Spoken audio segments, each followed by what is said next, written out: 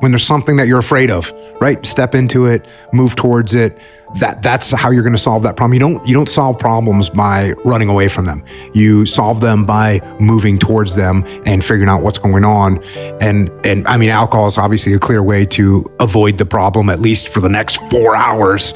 And you wake up and that problem's still there, and that's not good. But when you've got some kind of a problem, and listen, then we could go down the whole path of talking about the indirect approach, which is a theory of combat, which I completely believe in, but it also applies to interacting with other people. If you have a problem with some other person, to think to myself, well, I got a problem with Andrew, I'm going to go confront him on it.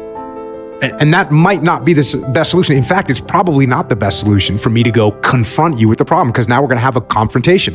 It might be better for me to take an indirect approach and not confront you, but instead engage in a conversation with you about something that's maybe adjacent to the problem that I have. And then eventually that builds our relationship to a point where you start to recognize, oh, I bet Jocko feels something about this thing, and we can move towards a solution instead of me trying to punch you in the face with some truth that I believe versus the truth that you believe. And now we're engaged in combat, and that's bad. There's going to be casualties. I'd rather take an indirect approach and build a relationship where we can solve problems in a more positive way.